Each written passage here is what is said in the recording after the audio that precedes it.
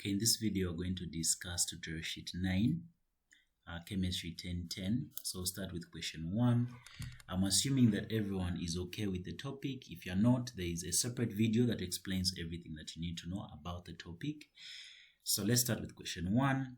It says, calculate the Gibbs free energy for the cell reaction, given that the delta G for this expression is given as copper 2 plus iron solid is equal to copper solid and iron 2. The individual electrochemical equation were given with their electrode potentials. This is what you have. We're able to see that the electrons are both on the same side, so we have to identify one to be your anode and one to be your cathode. So the one that has a smaller voltage is always going to be picked as your anode. So this is going to be our anode. Then this is our cathode.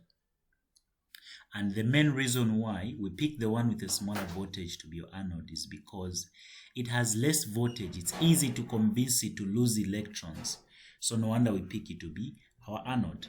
So if we reverse the equation, we're going to write it here. So question 1. So I'll write the two equations, which is copper 2 plus. This is plus 2 electrons, giving us copper solid because it gained 2 electrons. This is 0.34 volts. The second one has been reversed. When we reverse it, the ion comes this side and we have something that looks like this, which has 2 electrons as well. And we have a voltage. This side we're having a voltage has been reversed. This becomes 0.44 volts. That's what you have. So once you reverse the one that you identify to be your anode, of course the sign has changed, it's now positive. We now have to cancel the electrons, making sure that they are the same. If they're not the same, we balance them by multiplying with the integers that you have. So here there's a 2, here there's a 2, meaning they are balanced. So we'll just cancel the electrons and add the two equations. This will be copper 2 plus, this is in aqueous, then plus the iron, which is in solid. This is just going to be a verification of the final equation they gave us. It's agreeing with what they gave us. The voltage here, the cell potential, the cell potential is going to be 0.78 volts. That's what you have. So to get our delta G is just negative NFE. This is what you have. And this is going to be the number of electrons. So 2 moles of electrons multiplying the Faraday's constant, 96485. Some people say 96,500. It's okay. It depends on what the question has, right? So this is just moles of electrons. Then we have the cell potential, which is 0.78. 1 volt is the same as 1 joule per coulomb. So see that the units are going to cancel. You're seeing moles of electrons, coulomb and coulomb cancelling. Everything gives us an answer in joules. This is negative. So the 2 is simply the 2 moles of electrons that was transferred. We're taking it as 2 because it was the one that was given off by the anode and received by the cathode. Yeah, so the N is always that number of electrons that you cancel. This is going to be 15. So from my calculator, hope this will be with what you are going to get. This is 1505 16.5, if I'm not mistaken. This will be 1.51 times 10 to the power 5 joules. So we can write it like that, and it's negative, showing that the reaction is spontaneous because it's exothermic, giving off the what? The work. The work is being done by the system to the surrounding. So this is what we get, and it's also true because the E cell we got is bigger than 0, meaning this was happening in a galvanic cell. So that's what you have. This answers your first question. They want the Gibbs free energy or the work done at standard condition. So every question here has been given a title. So the first question was how we get the work done. Under they put it in black, in solid black. Look at the next one. They are saying equilibrium constants from cell potentials. for the oxidation reduction given, the appropriate half reactions as follows. Balance the redox reaction and calculate the E, the cell potential, and the K, the equilibrium constant, K. So question 2 says, for this oxidation reduction that was given, the appropriate half equations were as follows. That's what we have. Then they want us to balance the redox reaction and calculate the E cell at standard condition, and also give them the equilibrium constant, the K, right? That's what we have. So remember the Nernst's equation, or before we do that, look at the equations that you're having.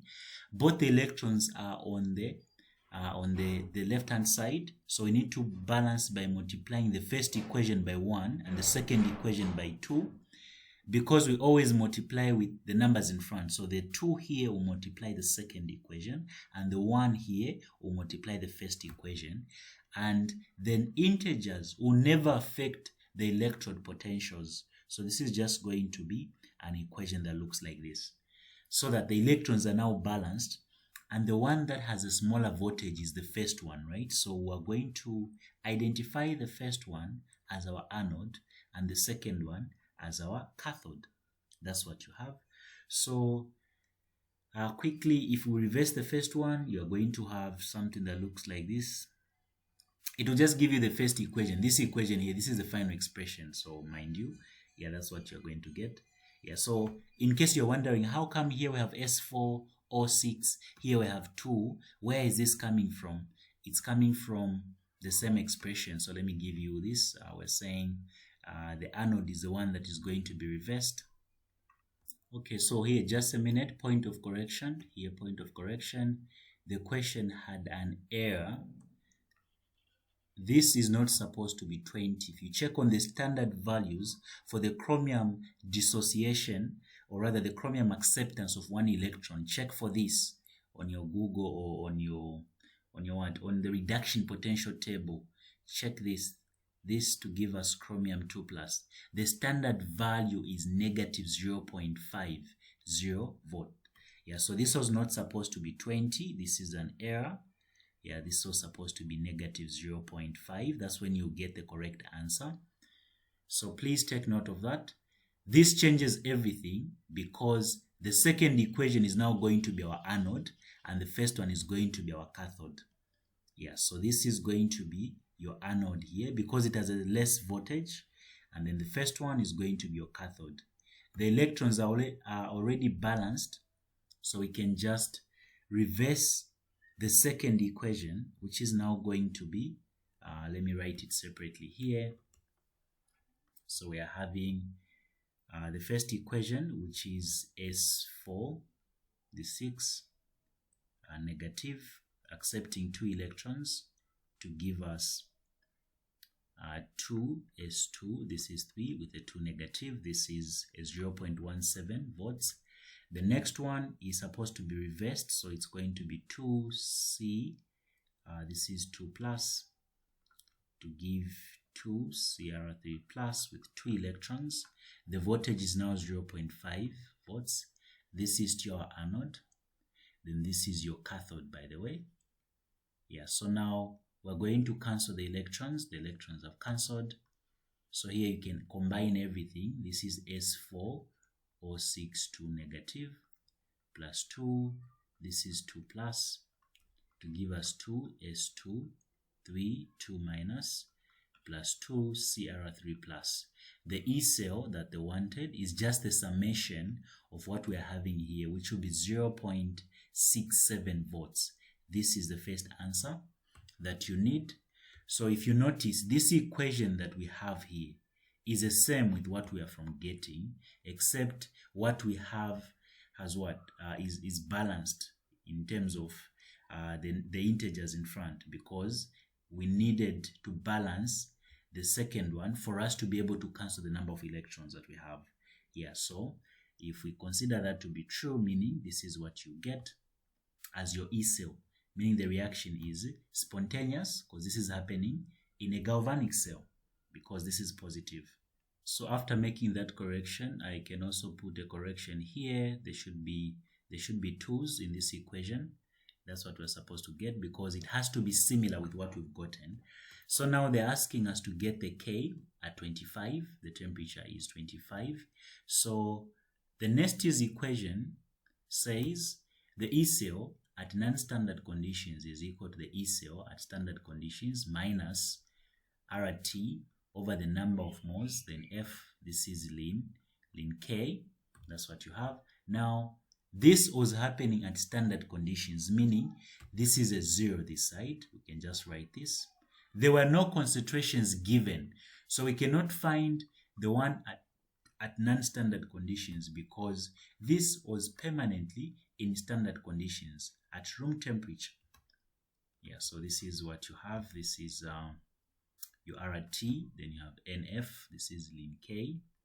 Then from here, the negatives can cancel, meaning you just have the E value that we're from getting is equal to the RT, the number of moles, Faraday's constant, then ln K. We're looking for K. This is 0.67 is equal to R. The R value we're supposed to use here is 8.3145, because there was no pressure mentioned. The temperature needs to be in Kelvin, so you can just say 273 plus 25. That's 298, 789. Yeah, so this is a 298. We have the number of moles, we're 2. The Faraday's constant, 96485. We're looking for ln E, ln K, I mean, that's what we want. So here we'll just cross multiply. I'll just cross multiply. This will be 0.67 times 2 times 96485 is equal to 8.3145. Then you have 298, then ln K. Divide both sides by this, 298, and also 8.3145 times 298. So ln K, when you punch, this cancels. When you punch this side, ln K is going to be equal to, okay, so here on my calculator, I'm getting a 52.1809 numbers this side. And you learned under logs how you convert from this expression to exponential. So K is just equal to E to the power 52.1809. So K is equal to, so I'm getting a 4.59 times 10 to the power 22. That's what you get as your K. Yeah, so K is positive. I mean, it's bigger than 1, meaning this was a very fast reaction. That's basically what they needed there on question number 2, getting the equilibrium constant, because this was happening under standard conditions. Then look at your number 3. They're saying use half reactions to write a balanced redox reaction for the oxidation of zinc by permanganate ions in acidic solution. So we have to first of all write the individual equations before we even think of balancing it in acidic media.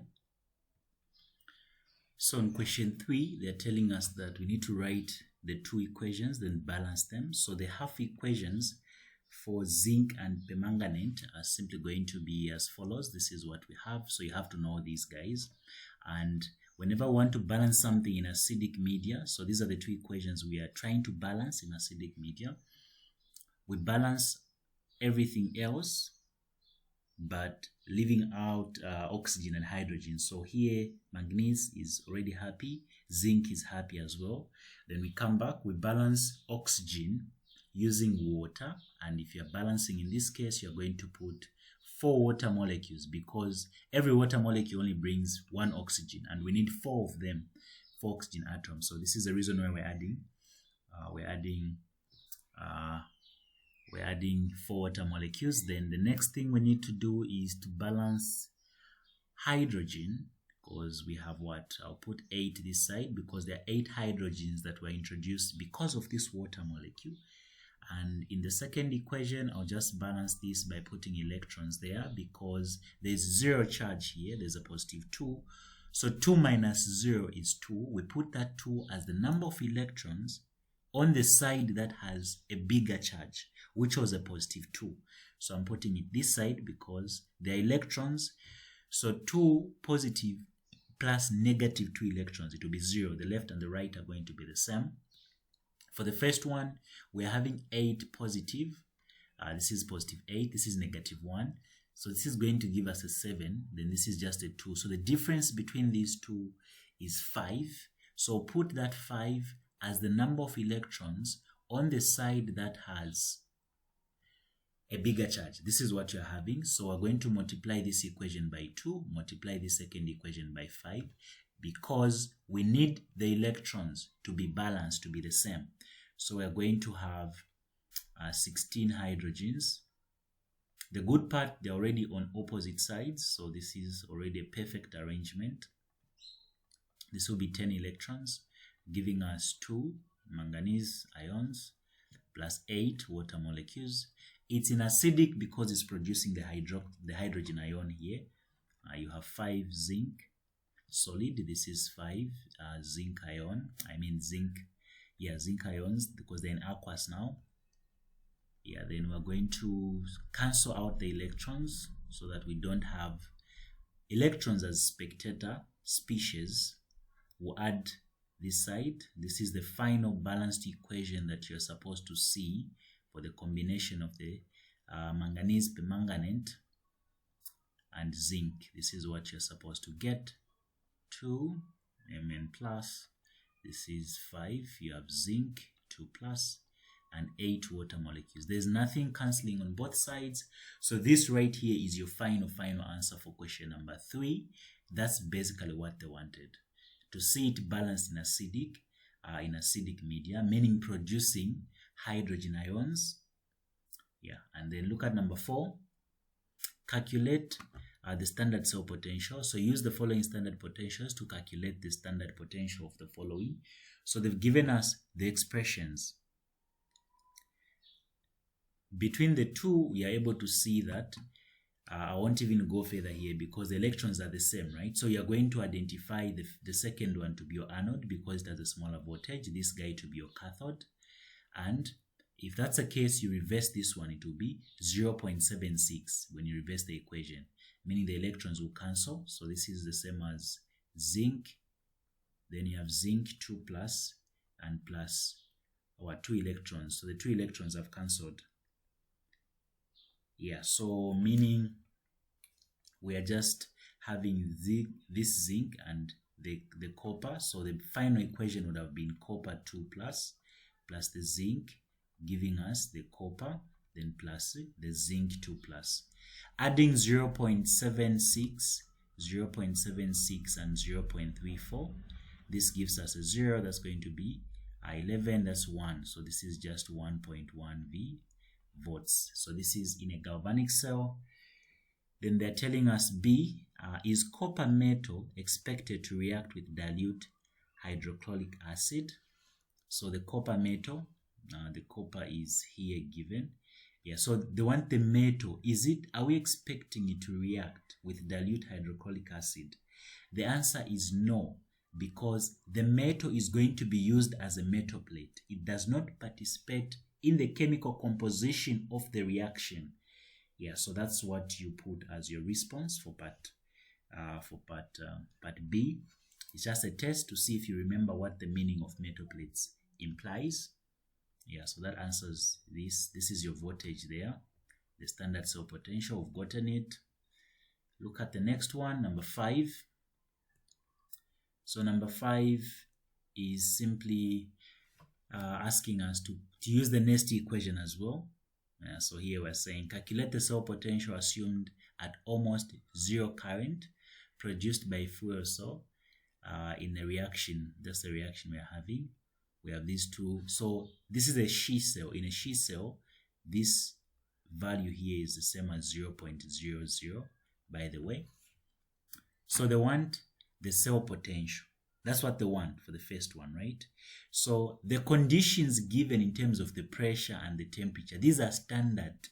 Don't even let them confuse you. So between the two, you see that the She cell is the one that's smaller, right? It's having 0. The other guy is having a positive 1. So meaning we're going to reverse the She cell. This is called the She cell. The half cell that contains hydrogen is called the She cell. It's a one that was used to calibrate all the standard values that we know in terms of these fixed values. They are always, or they were always compared to hydrogen, the behavior with a hydrogen next to them. So this is going to behave as our anode, then this is going to behave as our cathode, meaning this will still be 0, this will still be positive. We add the 2, meaning the cell potential is still going to be 1.23 volts, which is still in a what? In a galvanic cell. Then they are saying what potential difference would be produced in a fuel cell operating the oxygen and hydrogen with both gases at 5 bar. So we look at the ratio that we are given here. We are having pressure. So the pressure here is what? Is 100 kilopascals, right? We try to convert it to bar first. So according to our standard values, 100, we have 100. So 100 kilopascals is always equal to 1 bar. That's what we know. So 500, we're just saying 500, right? 500 kilopascals will be equal to what? Will be equal to 5 bar. So what potential difference would be there? So this guy is going to increase by a factor of 5. Yeah, so just multiply this guy here by 5. That's a logical explanation that you can give. Let me see if we can come up with something else as well. So here the answer should be the voltage or the potential difference. So we say voltage increases by 5. So whatever you got here, just multiply it by 5. The 1.23, this guy here, multiplied by 5. Then you get your answer there. Because the temperature will still be the same, yeah, because of this ratio that we are having. Yeah, so this is the reason why we've done what we've done here. So let me just try to see if we can do any typical calculation on this.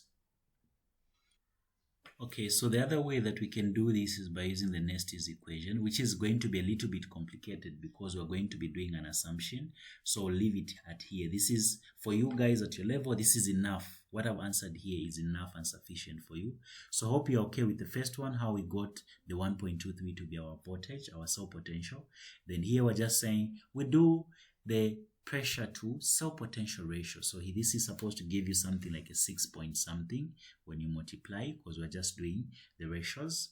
So if anything, I'll clarify during class or in the registered group, I'll clarify, but this is what you need for number 5. This is sufficient to show.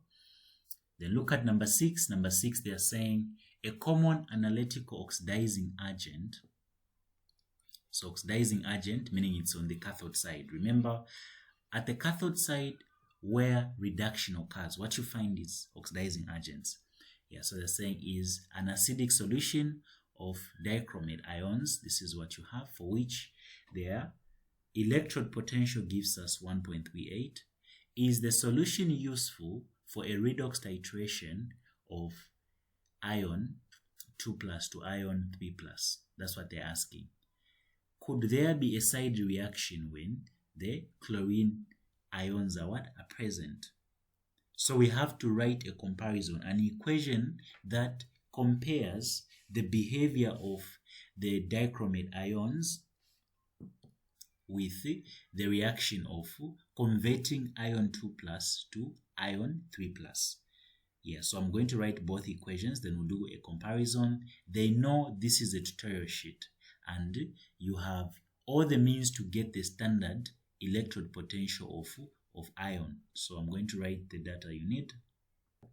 So according to the standard values, so this is, we're solving number 6, F3 plus 1 electron is the one that gives us F2+, with a voltage of this guy here. And what we are looking for is to convert this back, right? So if we're looking for to convert it back, meaning we're going to reverse it, this is now giving us F3 plus an electron. This changes and becomes negative 0.77. So we can add this figure with the 1.38 that we had because we're doing a comparison. And if we do the addition, which is 1.38 plus negative 0.77, the answer we are getting is a 0.61. That's the first thing that we are getting. So this means that the reaction is useful. The redox reaction is useful because the voltage that we are getting is 0.61, implying that the reaction is spontaneous. But they're asking us, is it possible to have a side reaction present when chlorine ions have been exposed to this reaction? So we have to check the chlorine, the feasibility of chlorine. So chlorine has an electrode potential. If you check on your tables, chlorine looks like this. There is 2Cl, then plus 2 electrons. This is 1.36. This is what you're having. So is it possible that this can actually react? Yes, it is, because it's also positive, close to 1.38 that we had initially for the chromate. So the side reaction can also occur. Yeah, so we'll give them the cell potential. They're saying, can this be present? The answer is yes. Yeah, because the electrode potential that we are getting is 1.36 for chlorine, which is actually greater than what? 0. So it can also happen, but the one that is going to happen faster is the one for the chromate, because for the dichromate, because it is bigger. Yeah, so that's what you put on your number 6. This should be your response. Then look at number 7. So number 7, we've done this before, so I'll leave it to you as a task. You submit to me on WhatsApp. I'll be able to see your responses. Yeah, so for those that are registered, you can please attempt. There's a video that you can watch that teaches how to balance this in using the half reaction method. Yeah, whichever one you're comfortable with, but they've not specified whether we're doing it what. Oh, they said basic, right? Yeah, so we're balancing it in a basic solution. So number 7, I'll leave it to you as a task, and then you can confirm to me on WhatsApp or ask for clarification, because we're just balancing. Then look at number 8. Number 8 is simply asking us to calculate the maximum electrical work, right? Yeah, of this cell when 0.5 grams of hydrogen is consumed. That's what they want, the quantity of work. So the voltage was given to be 0.60 volts. So we know to say, according to this, the number of electrons is 2. Just multiply 2 times that. So already the number of electrons here is 2 electrons. Look at any charge, right? Like this guy here, multiply. There's a 1 here. 1 times that. That's simply that. Or we'd have multiplied 2 times this. This is 2. That's how I've known to say there were 2 electrons involved. The E cell has been given. This is just, we don't care whether it was standard or not, but they've given us. It's 0.650 volts. So meaning we can get the work, and we know the formula for work. So your question number 8 is interested in us doing that calculation with regards to hydrogen. When we're given the mass of hydrogen, so we have 0.5 grams of hydrogen, and we know how hydrogen dissociates. This is hydrogen. This is supposed to give us anything that can look like this. So meaning we have 2 electrons. So we can first of all get the moles of it, the moles of hydrogen involved here. The number of moles is going to be the mass over the mr, which is 2.16, something that looks like this. This is grams. So if you divide, so you have your 0.5 divided by, is it 2.016 or 18? Either ways, you get something like something close to this, 0.248. This is the moles. These are the moles you have. So if these are the moles that you have, you can multiply them by the number of electrons, which is 2, so that we get moles of electrons. So multiply them by 2. That's going to give us a 0.496 moles of electrons. We go back to the formula for work. Work just says negative n, Faraday's constant, and the E cell that you have, 0.496. Then we have Faraday's constant, 485. Then we have this, which is 0.650. So if we do all the computation here, times 96485, then times 0.65, I'm getting something like a negative 31108.75. This is in joules. We can just finish it off as negative 3.11 times 10 to the power 4 joules. This is what you get as your maximum work. that was being done by the system. So that's what you do here on question number 1. That's what you would have done. Then look at number 10. It's the same thing. They're saying, what is the maximum electrical work that can be obtained from 6.5 grams of zinc made that reacts in a daniell cell whose potential is 1.1 volts. The overall cell reaction is this. So we just needed to see how many electrons are going to be either gained or lost by zinc to produce a 6.54. So we have 6.54. It's the same process again. Yeah, so this is question number 9. The mass is 6.54 grams. Yeah, that's what you have. So we can get the number of moles. The number of moles is equal to, we can come here first. We can say what? We can say to get the what? We need to get the voltage, right? Yeah, so we can say the number of moles, we know it's zinc. So meaning it gave us something like this. There were 2 electrons, by the way. Yeah, so we have this guy here. We are having the number of moles, which is 6.54 grams, divided by the meter of zinc. According to this, I'll use 65.4. Yeah, so 65.409. This is grams per mole. So meaning you get the number of moles.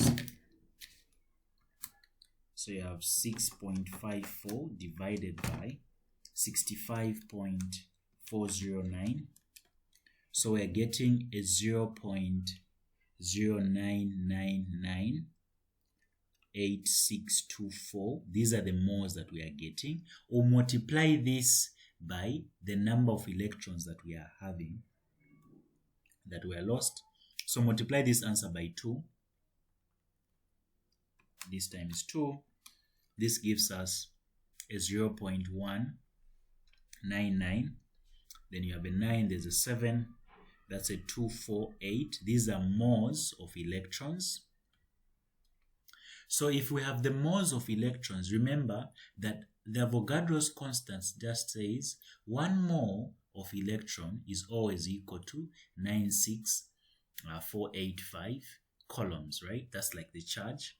So this side we're having the moles of electrons, which is 0.19997. These are the moles of electrons. We need to get the charge that we are dealing with. So this times 9, we're having 96485.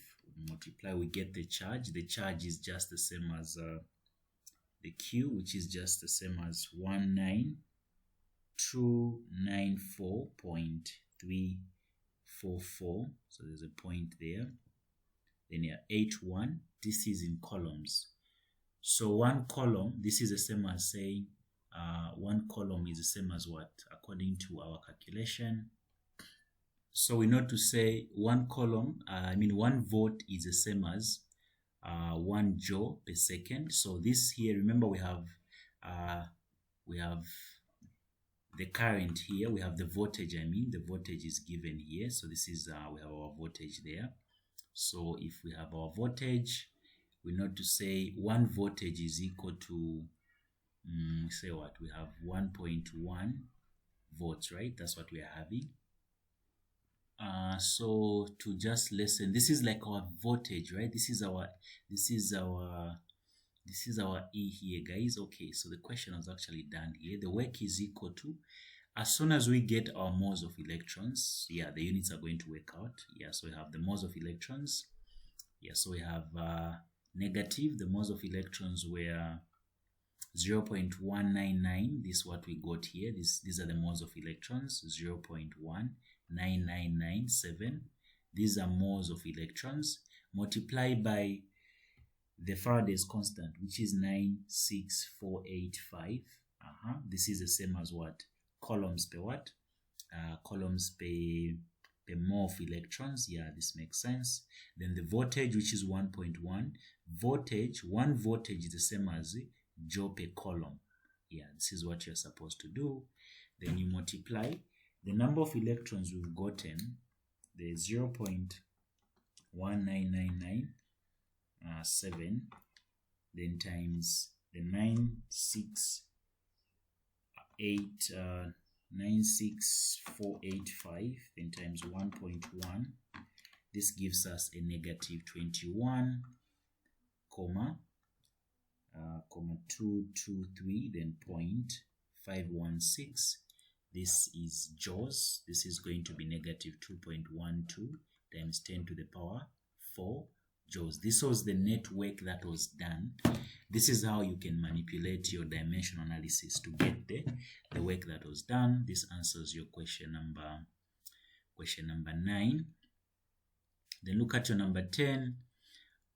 Order the following oxidizing agents by increasing strength under the standard state conditions. Yeah, so you just check out the values that you have. So the bigger the expression, so here I'll just show you directly what we have. Yeah, so for question 10, you just have to check the table, and this is the table that you're going to be checking, comparing what you've been given. So we're going to be looking for chlorine, water, and F3. So chlorine, water, and F3. So we're just going to try to look for them. So there's water here. There's water. This is what you're having for water. That's this guy. Then you have chlorine. Chlorine should be water is 0 if I'm not mistaken. This is a hydroxide that I'm from highlighting. Yeah, so F3, there is this guy here, this one there. Then there is chlorine. Yeah, so chlorine, Cl somewhere down here, should be on the negative side. Okay, so let's check, let's go back. So we're having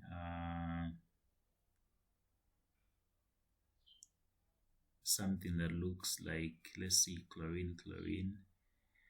Okay, so this is also a mixture of chlorine and water, so this is going to waste my time. So if you check the one in Zoomda, because I just got this from the net, the best way to identify your stronger agent, the bigger the value, so this side, you look at the charges that you're going to have. So you have like water, you put your water, let's say for water you have 0, for Cl you have something here, let's say 2, then let's say you have for what? For F3, let's say F3 you have, let's say 6. So the bigger the number, the stronger in terms of the oxidizing agent, because those are found on the cathode side, which always have a bigger electrode value. So like this guy here is the strongest oxidizing agent, followed by this, followed by that. But the smaller the number, the stronger the reducing agent. Yeah, so you do the same even for this. So I can leave this to you as a task. Just look at the table, you'll be able to determine that. Then look at the next question here. Let me just guide you on number 11. It's the same thing. Does the reaction go spontaneously or not? Get the E cell. Balance, this is 2, this is 2, this is 2. What's the E cell here going to be? So meaning our anode is which one? Our anode is this guy here, the smaller one. Our cathode is this guy. So find the difference. This is going to be 0.01 if I'm not mistaken, yeah? Then this is going to be spontaneous, because in as much as the value is small, it's still big. Yeah, so the answer here is spontaneous. Then number 12, calculate the cell potential from the standard. It's the same thing. Balance the electrons, multiply this by 3, multiply this by 2, this by 3, for them to become 66. The smaller one between the two is negative 1.66. So reverse it. It's going to be 1.66 minus 0.41. Try to add the 2, that's going to be a 5, that's a 2, that's going to be a 1. So the answer is 1.25. This right here is positive. Yeah, so the reaction is spontaneous. This is what you get. The line notation was already given for us. Calculate the free energy, the mean delta G. Yeah, this is what you have. These are standard conditions. The electrons are the same. Reverse this one. This is going to be 0.8, 0.76. When you reverse the first one, that's 6, 8, 9, 10. That's going to be 1.56. So you have negative 2 electrons, 96485. Then multiply 1.56. Get your answer here. That's your Gibbs free energy that they want. The answer will be in joules. Your number 14, what is the cell potential of the following voltaic cell at 25? This is under non-standard conditions. We use the Nernst equation. I'll leave this for the class so that I save my battery. So we'll do this guy in class. Yeah, so thank you so much for watching. This is the electrolysis. Use those equations that we did. Please, this can only make sense if you do watch the lesson first. Yeah, so how do I know we need to use the electrolysis here, where we need to get the reaction quotient? Because it's not at standard conditions because of the concentrations given. They are different. Yeah, so we have to go the long route. This is electrolysis. Yeah, so thank you so much for watching. For any assistance for lessons, you can please WhatsApp me for those that are not registered, because I've just made this free for this period of time, but it will be exclusive for those that have just paid. Yeah, so thank you so much for watching.